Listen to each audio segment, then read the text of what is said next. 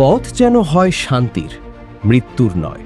এই স্লোগানকে সামনে রেখে খাগড়াছড়িতে নিরাপদ সড়ক চাই খাগড়াছড়ি জেলা কমিটির ভবিষ্যৎ কর্মপন্থা বিষয়ক মতবিনিময় সভা অনুষ্ঠিত হয়।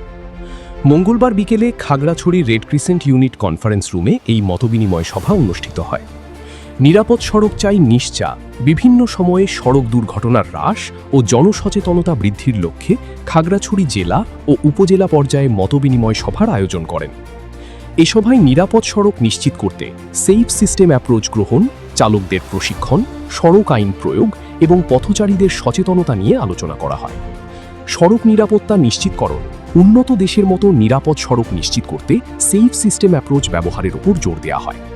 জনসচেতনতা বৃদ্ধি, সড়ক দুর্ঘটনামুক্ত সমাজ গড়তে নিশ্চার খাগড়াছড়ি জেলা কমিটি স্থানীয় পর্যায়ে আলোচনা ও সচেতনতামূলক কার্যক্রম পরিচালনা করেন। সড়ক শৃঙ্খলা ফেরাতে সব রাজনৈতিক দলের সদিচ্ছা ও কার্যকর উদ্যোগের আহ্বান জানানো হয় এই মতবিনিময় সভায়। এবং মতবিনিময় সভার মাধ্যমে স্থানীয় চালক, পথচারী এবং কর্তৃপক্ষের সাথে সমন্বয় সাধন, নিরাপদ সড়ক নিশ্চিত করতে স্থানীয় প্রশাসন ও জনপ্রতিনিধিদের সাথে নিশ্চার মতবিনিময় সভাগুলো নিয়মিত অনুষ্ঠিত করার জন্য জোর দেওয়া হয়।